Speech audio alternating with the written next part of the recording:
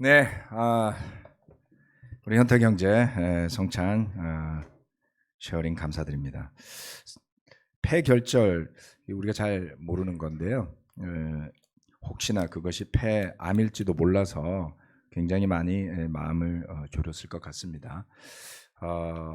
참 살다 보면 40 좀 넘어가면서부터 이제 몸에 여러 가지 증상이 나타나는 것 같아요. 그리고 해마다 새롭고 몰랐던 신체 증상들이 계속 생겨납니다. 이제 뭐 좀 익숙해질 때도 저는 된 것 같습니다만 여러분은 좀 어떻습니까? 네, 과거는 돌아오지 않습니다. 그래서 지금에 감사하고 그런 마음들이 아마도 현택 형제나 그 가정에 풍성해지는 계기가 되지 않았을까 하는 생각을 해보았습니다. 나눠주셔서 감사드리고요. 자, 오늘은 모세의 기도에 대해서 말씀을 나누겠습니다. 뭐 제가 작정을 했던 건 아니고 지난주에는 세 가지의 기도에 대해서 말씀을 드렸고요. 설교를 준비하다 보니까 오늘도 또 기도의 이야기를 하게 되네요. 그래서 말씀에 함께 마음을 모아서 집중해 주시길 바라겠습니다. 오늘 설교 말씀은 시편 90편 말씀을 중심으로 준비하였습니다. 시편 90편 말씀 1절로부터 4절까지의 말씀인데요. 이 시편은 모세가 썼다라고 되어 있습니다. 그래서 우리 모세 영감님의 마음을 좀 느껴보는 그런 시간이 되었으면 합니다. 시편 90편 1절로부터 4절 말씀. 주님은 대대로 우리의 거처이셨습니다. 산들이 생기기 전에, 땅과 세계가 생기기 전에, 영원부터 영원까지 주님은 하나님이십니다. 주님께서는 사람을 티끌로 돌아가게 하시고 죽을 인생들아 돌아가거라 하고 말씀하십니다. 주님 앞에서는 천년도 지나간 어제와 같고 밤의 한 순간과도 같습니다. 만약에 다윗이 이 시편을 썼다 그러면 느낌이 좀 다를 것 같아요. 그런데 모세가 쓴 시라고 생각을 하고 읽으니까 이 구절구절이 좀 마음에 와닿는 면들이 있습니다. 그럼 모세가 기록한 성경이 또 뭐가 있죠? 시편 말씀 말고 우리 너무나 잘 아는 구약의 시작 창세기로부터 신명기까지 5개의 구약 성경 말씀을 모세가 기록했다 이렇게 알고 있죠. 그러니 창세기 말씀에 나와 있는 하나님의 창조주로서의 모습, 첫 번째 영원부터 영원까지 주님은 하나님이십니다. 모세는 그렇게 표현을 했습니다. 이 시편 말씀의 한 구절 한 구절에 드러나는 모습은 창조주 하나님에 대한 이 시편을 쓴 사람, 흔히 시편 기자라고 부르죠. 신문 기자, 그게 아니라 기록한 사람, 이런 이야기입니다. 그가 얼마나 하나님을 깊게 신뢰하는지가 여기에 나타납니다. 그래서 광야를 건너면서 그 말썽 많은 백성들을 이끌며 갈 때에 그 모세의 근원, 어떤 그 지도력의 근본, 그것은 자신이 아니라 조상들의 하나님, 그 조상들과 맺었던 언약으로 그들을 지켜주시는 창조주 하나님이었습니다. 그런 모세의 믿음이 바로 1절에 포함되어 있죠. 주님은 대대로 우리의 거처이셨습니다. 네, 이것이 수동태 표현이에요. 하나님이 거처가 되어 주셨다라는 뜻이죠. 대대로. 어떻게? 아브라함으로 거슬러 올라가서, 그렇죠? 대대로. 창세기의 말씀처럼 노아로 거슬러 올라가서, 또 아담으로 거슬러 올라가서, 아마 모세는 그 많은 조상들의 역사를 머리에 떠올리면서 이 구절을 기록하지 않았을까, 이런 느낌이 이 한 구절에서 느껴졌던 것입니다. 모세는 자신이 마치 여호와 하나님을 믿는 믿음의 창시자인 것처럼 행동하지 않았어요.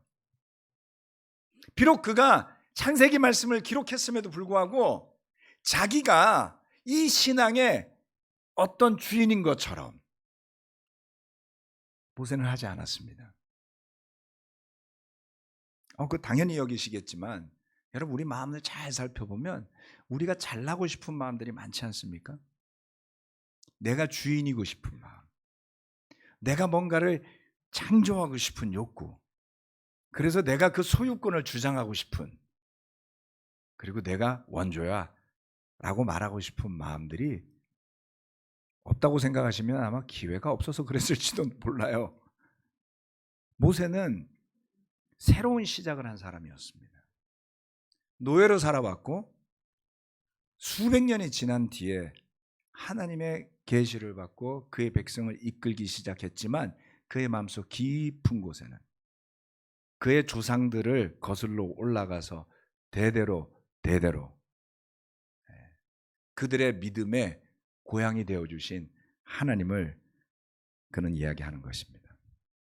저는 이 한 구절에 하나님에 대한 깊은 신뢰, 그리고 자신의 미약함에 대한 겸손함까지도 포함되어 있다라고 느꼈습니다. 그를 광야의 불타는 떨기나무 가운데서 불러주셨던 그 하나님은 조상 대대로부터 이어져온 진정한 의미에서 족보가 있는 하나님이셨던 것이죠. 그런 하나님은 산들이 생기기 전에, 땅과 세계가 생기기 전에, 영원부터 영원까지 주님은 하나님이십니다 라는 2절에 그 마음이 담겨져 있습니다. 그런 영원하신 하나님 앞에 자신은 티끌과도 같다라고 했습니다. 창세기 말씀에 하나님이 사람을 지으실 때 티끌에서부터 일으켜서, 그죠? 흙에서부터 만드셨죠. 네. 그래서 아담이라고 그랬습니다. 아담은 또 흙이기도 해요. 그래서 흙이 사람이 되었잖아요. 모세가 그 기록을 했으니 인생을 티끌로 되돌아가게 하신다. 별 볼 일 없다 라고 말하는 것은 설득력이 높습니다. 그리고 주님 앞에서는 천년이 지나간 어제와 같다. 밤의 한순간과도 같다라는 그 고백은 우리 삶에 대한, 모세 자신의 인생에 대한 고백이기도 하지 않겠습니까? 하나님 앞에 설 때 우리가 잘나고 싶고 잘되고 싶은 욕망보다가 먼저 앞세워야 하는 게 있습니다. 그것은 바로 영원부터 영원까지 주님은 하나님이심을 우리가 고백할 줄 아는 믿음이 있어야만 합니다. 두 번째, 우리는 풀과 같은 인생임을 고백합니다. 시편 90편 5절로부터 10절까지의 말씀입니다. 주님께서 생명을 거두어 가시면 인생은 한순간의 꿈일 뿐 아침에 돋아난 한 폭이 풀과 같이 사라져 갑니다. 풀은 아침에는 돋아나서 꽃을 피우다가도 저녁에는 시들어서 말라버립니다. 주님께서 노하시면 우리는 사라지고 주님께서 노하시면 우리는 소스라치게 놀랍니다. 주님께서 우리 죄를 주님 앞에 들추어 내놓으시니 우리의 숨은 죄가 주님 앞에 환히 드러납니다.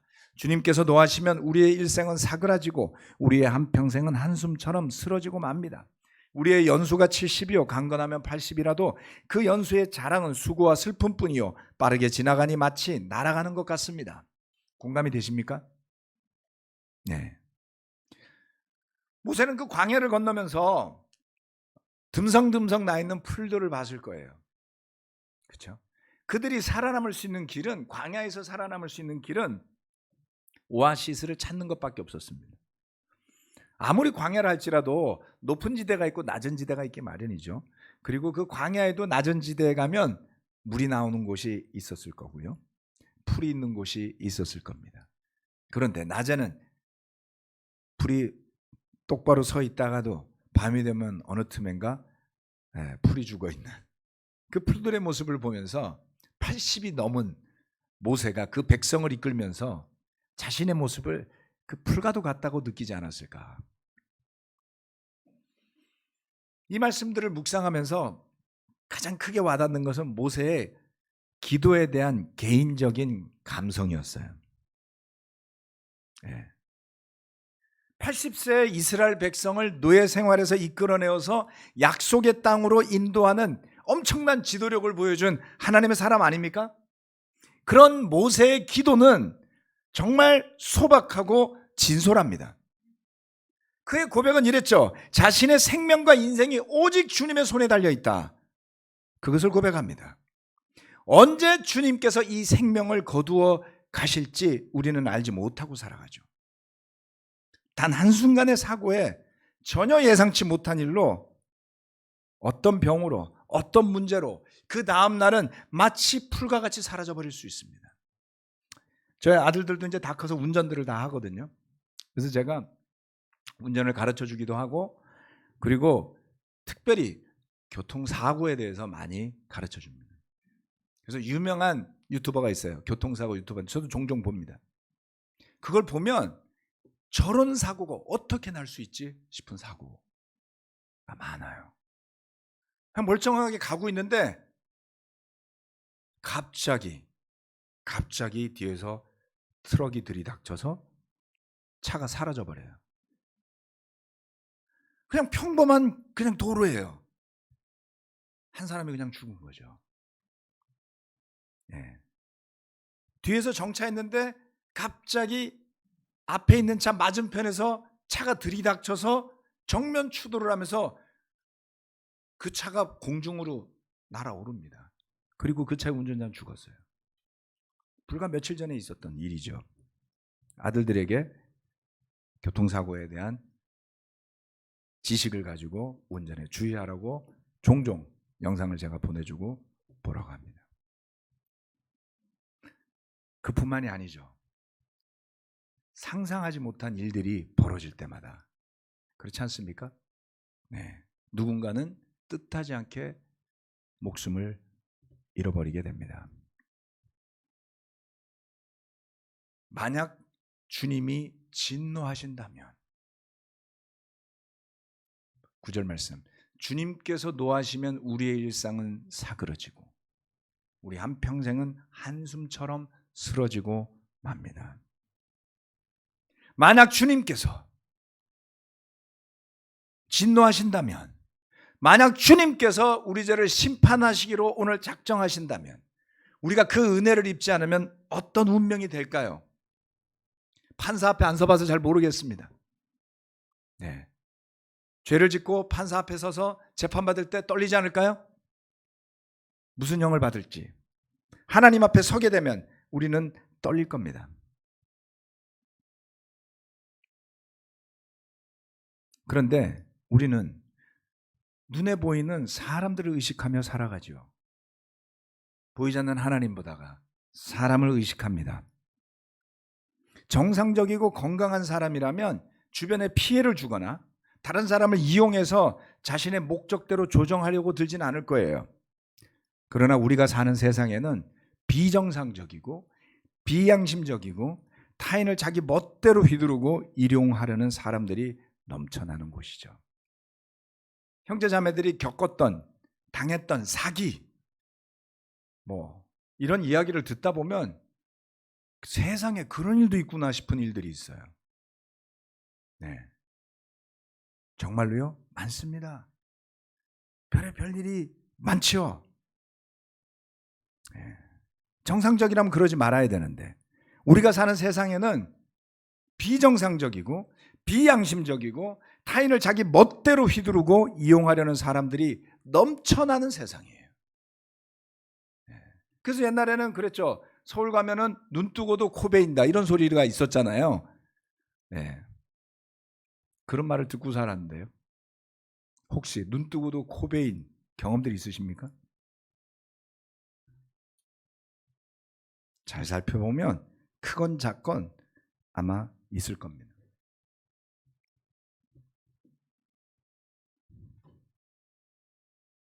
그러나 주님은 반드시 그런 숨은 죄들을 드러내십니다. 모세는 주님 앞에 자신의 모든 것이 드러날 수밖에 없는 인생임을 알고 있었어요. 그래서 그는 자신의 삶이 자기가 어떤 역할을 했던, 얼마나 영적인 지도자이건 상관없이 주님의 진노 앞에서는 사그라지는 인생임을, 그렇죠? 한평생이 한숨처럼 쓰러지는 인생임을 고백합니다. 모세의 마지막은 그러하지 않았습니까? 약속의 땅이 마주 보이는 그 산 위에 서서 주님이 명령하시자 그의 목숨은 끊어지고 말았습니다. 인생이 7, 80년이라 할지라도 그 긴 연수는 오직 수고와 슬픔뿐이며 빠르게 지나가며 마치 날아가는 것 같다고요? 풀과 같은 인생이라고 또 누가 말씀하시지 않았을까요? 예수님입니다. 마태복음 6장 25절로 31절. 그러므로 내가 너희에게 말한다. 목숨을 부지하려고 무엇을 먹을까 또는 무엇을 마실까 걱정하지 말고 몸을 싸려고 무엇을 입을까 걱정하지 말아라. 목숨이 음식보다 소중하지 아니하냐 몸이 옷보다 소중하지 아니하냐. 오늘 있다가 내일 아궁이에 들어갈 들풀도 하나님께서 이와 같이 입히시거든 하물며 너희들을 입히시지 않겠느냐. 믿음이 적은 사람들아. 그러므로 무엇을 먹을까 무엇을 마실까 무엇을 입을까 하고 걱정하지 말아라. 저는 이 말씀을 종종 자주 되뇌입니다. 왜냐하면 무엇을 먹을까 무엇을 마실까 무엇을 입을까 하는 걱정이 그냥 불청객처럼 자주 찾아와요. 그렇죠? 그런데 그 불청객을 끌어안고 살다 보면 믿음은 절로 가요. 그 걱정이 우리를 뒤덮고 그 걱정 때문에 사람들에게 하소연을 하거나 사람들을 이용하고 싶은 욕구에 빠지게 되죠. 믿음 없으면 그렇게 되게 됩니다. 서로 속이고 속는, 어쩌면 여러분 스스로 우리 모두가 혐오한다라는 그러한 인간관계 속으로 누구든 빨려 들어가게 돼 있습니다. 그래서 우리 마음이 먹고 마시고 입을 걱정에만 가 있어서는 안 됩니다. 염려는 하세요. 적당히 하십시오. 수고도 하십시오. 적당히 하십시오. 네, 그것이 우리의 삶이 되어서는 안 됩니다. 우리의 마음이 모세의 기도처럼 대대로 우리의 거처가 되시는 하나님께, 저와 여러분이 교회를 만든 사람도 아니고 그리스도교의 창시자도 아니고 기독교의 창시자도 아니에요. 어느 누구도 내가 했다라고 말할 수 없지 않습니까? 그렇다면 우리 입에서도 모세와 같은 고백이 나와야 되겠죠. 대대로 하나님께서 우리의 거처가 되어 주셨기 때문에 믿음의 조상들을 통해서 불과 같은 우리를 구원의 길로 인도하셨으니 오늘 제가 그 은혜 가운데 이렇게 살아갈 수 있습니다. 라는 믿음의 고백이요.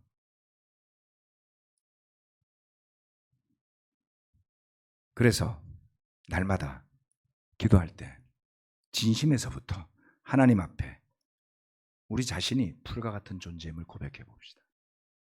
그럼 믿음의 고백에는 힘이 있어요. 네. 힘이 있습니다. 왜냐하면 그것이 바로 영적으로 자기 자신을 인식하는, 인정하는, 그래서 낮아지려고 애쓰는 게 아니라 그것을 깨달아 알고 있기 때문에 저절로 낮은 상태인 거죠.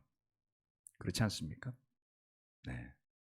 영적인 자기인식, 바로 모세의 시 속에 그것이 깊게 자리 잡고 있음을 알 수 있습니다. 마지막 세 번째,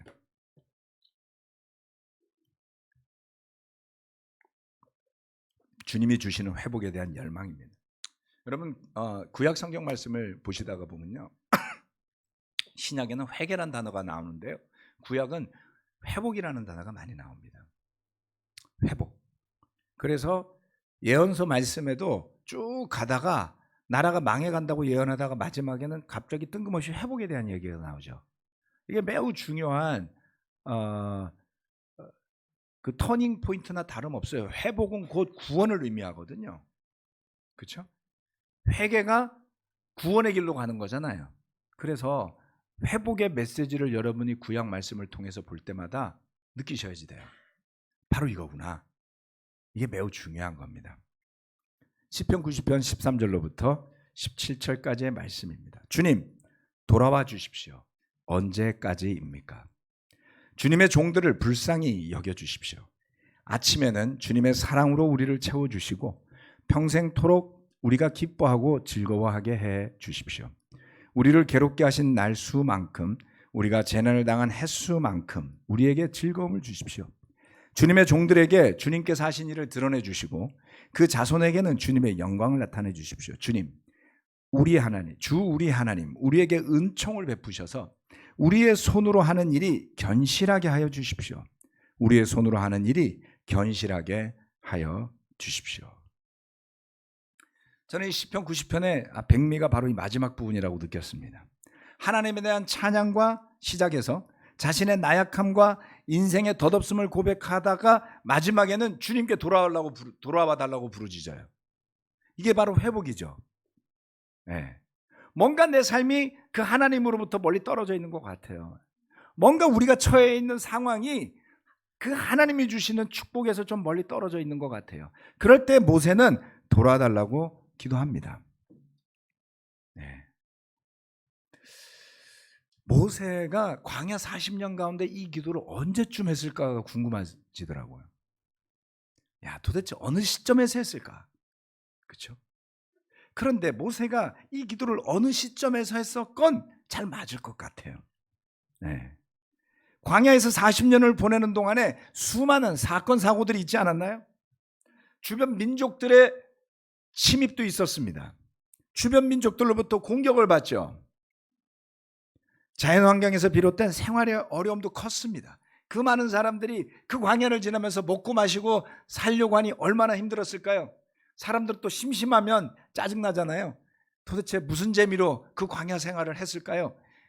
엊그저께 제가 형제들하고 1박 2일 캠핑을 갔다 왔어요. 몇몇 형제들하고. 너무 좋았어요. 근데 거기서 1년만 살라 그러면은 수명이 한 5년은 단축될 것 같아요. 잠자리도 불편하고 그렇지 않나요? 지저분하고 물가인데도 지저분해요. 거기서 계속 살라 그러면 40년 광야에서 어떻게 살았을까요? 캠핑도 하루 이틀이지.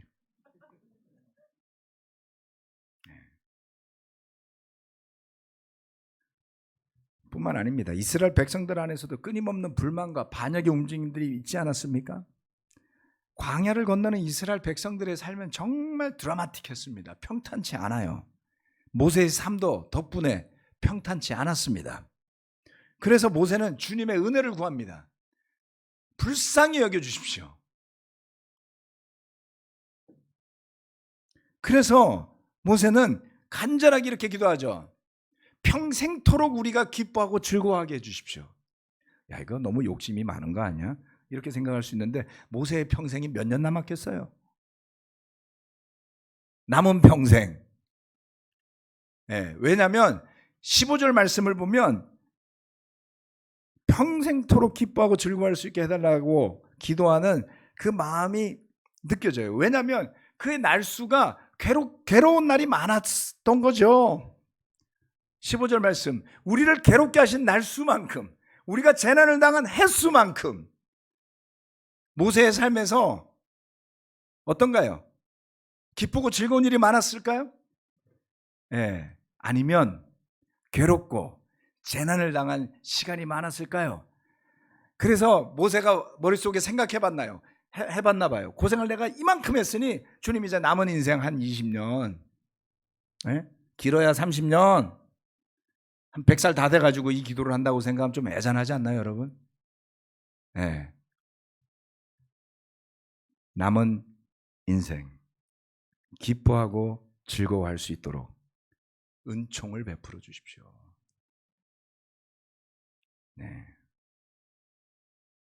여러분의 삶은 어땠습니까? 모세의 이 기도가 수긍이 가고 공감이 되시나요? 그렇다면 여러분도 꽤 오래 사신 거예요.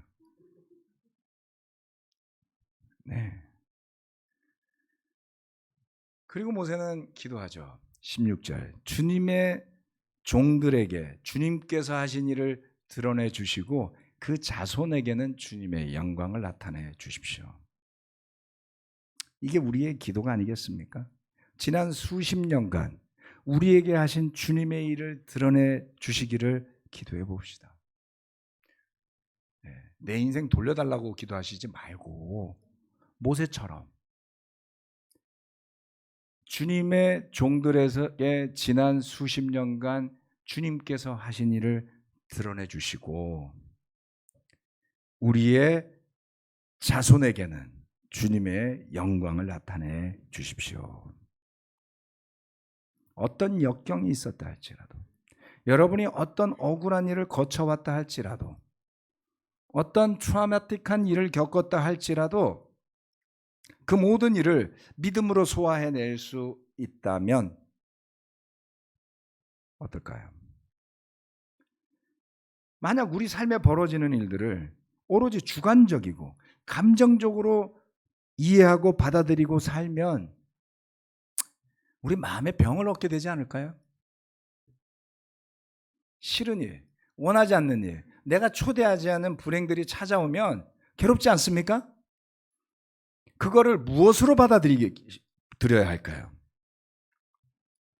주님께서 하신 일임을 믿고 그렇게 모든 일들 가운데 주님의 뜻이 드러나기를 구해야 합니다. 그것이 저와 여러분의 믿음의 중심이 되어야 합니다. 그리고 우리의 자손들에게 주님의 영광이 나타나기를, 주님의 영광을 나타내어 주시기를 구해야 합니다. 이것이 바로 진정한 회복이 아니겠습니까? 왜냐하면 우리의 삶은 결국 다음 세대로 이어져 가기 때문이에요. 젊을 때는 애들이 귀찮았습니다. 고등학교, 대학교 시절에 교회 가면 주일학교도 시끄러우니까 막 짜증이 났어요. 그래서 전 주일학교 교사를 하려고 했던 적이 단 한 번도 없습니다. 교회를 중학교 때부터 다녔는데요.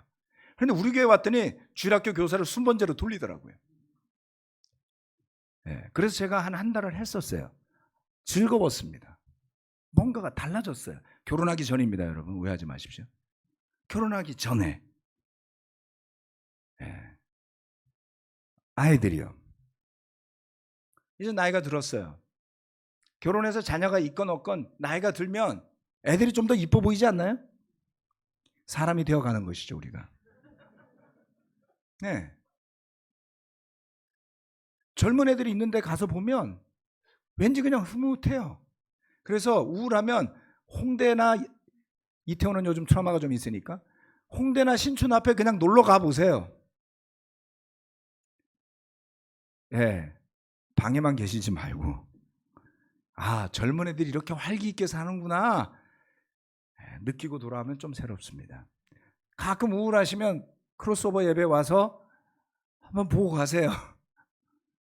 우리 교회 다음 세대들이 이렇게 열심히 예배 드리는구나. 지난 20년 넘게 함께 울고 웃고 수고하고 같이 키워왔던 우리 자녀 세대들이 믿음의 결실이 되어서 여러분의 가정에서, 이 교회에서 점점 열매를 맺어가고 있습니다. 그러기에 모세는 그와 이스라엘 백성들이 그 손으로 해온 일들, 그 손으로 하는 일이 견실하게 되기를 구합니다. 그래서 그는 2번이나 반복하죠. 성경에서 2번 반복은 의미가 있습니다. 예수님이 뭐라 그래요? 진실로 진실로 내가 너희에게 말한다. 2번 이야기하시잖아요. 2번 반복은 엄청난 강조죠. 모세가 여기서 2번을 이야기했어요. 우리의 손으로 하는 일이 견실하게 하여 주십시오. 왜? 우리는 두렵거든요. 내가 수고했는데 그 일이 헛되게 될까 봐. 그렇지 않습니까?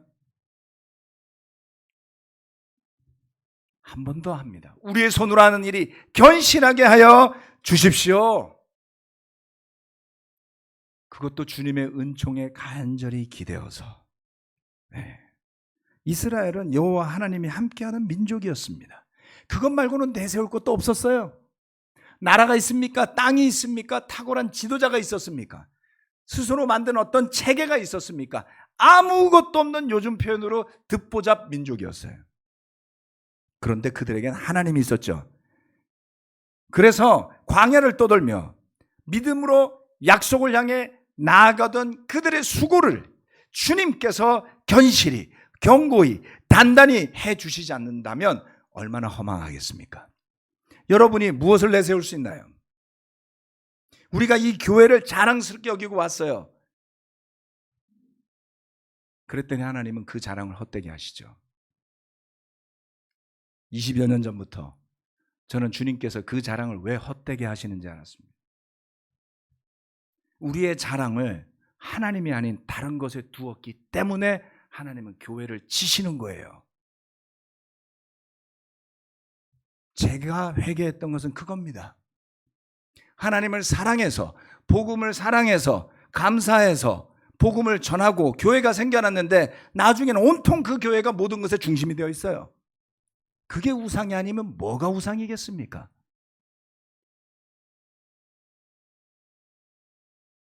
그거를 회개하고 나니 더 이상 교회를 지키는 사람이 제가 아니라는 것을 깨닫게 되었습니다. 지킬 수 없었어요. 제가 성경을 가르치고 제 손으로 세례를 준 사람조차도 제가 가르쳐준 말씀대로도 안 살아요. 마음대로 해요. 할 수 없잖아요, 여러분. 그렇지 않나요? 그 이상 뭘 더 잘할 수 있죠? 교회는 우리가 지키는 게 아닙니다, 여러분. 저는 이 예배당에 있는 형제자매들이라면 반드시 그 결심을 하시기를 원해요. 그러지 않으면 여러분 중에 누군가가 또 교회 지키겠다고 나서니까요. 하나님의 열심히 지켜주는 겁니다. 여러분과 저는 이렇게 모세처럼 기도해야 돼요. 우리의 수고를 견실히 해 주십시오. 그러기 위해서 주님, 저희를 불쌍히 여겨 주십시오. 이 기도를 하셔야 되는 겁니다. 저도 가끔 모세처럼 지난 시간들을 돌아봅니다. 그때 좀 더 이렇게 했었더라면 좋지 않았을까? 지나고 나면 다 보이죠. 그러면 여러분 로또를 매번 당첨시키지 않았겠어요? 안 그래요? 그 번호 알았더라면 여러분 지금 이러고 살겠습니까? 그래서 지나간 일을 돌아보면서 그때 이랬으면 좋았을 걸 아무 의미가 없어요. 물론 똑같은 실수를 반복하지 않겠다라는 차원에서 좋을지 모르지만 아쉬워하는 것은 의미가 없다는 거죠. 믿음으로 돌아보면 후회 없는 시간입니다. 왜냐하면 알고 있는 최선을 다했으니까요. 뭘 알았습니까? 몰랐어요. 그런데 하나님이 깨닫게 해주세요. 그런데 그 시간이 결코 늦지 않았더라는 겁니다. 그래서 불안해할 필요가 없다는 것을 저는 느낍니다. 왜냐하면 우리의 가정을 지키는 것도, 이 교회를 지키는 것도, 이 나라를 지키는 것도 하나님이시니까요. 저는 그렇게 믿습니다. 부족함이 없었기 때문에 후회가 없다는 게 아닙니다. 실수도 있고 죄도 많았지만 그 모든 과정을 주님께서 인도하셨음을 믿을 때 비로소 우리는 우리의 수고를 창조주 하나님께서 견실히 하실 것을 믿는, 그래서 자기 손으로 뜯어 고쳐보겠다고 난리법석을 피우는 광야에서 타락하고 멸망당한 이스라엘 백성의 전철을 밟지 않는 믿음의 후손이 될 수 있으리라 저는 믿습니다. 이와 같은 기도가 우리 모두의 기도가 되기를 바라면서 말씀 마치겠습니다. 아멘.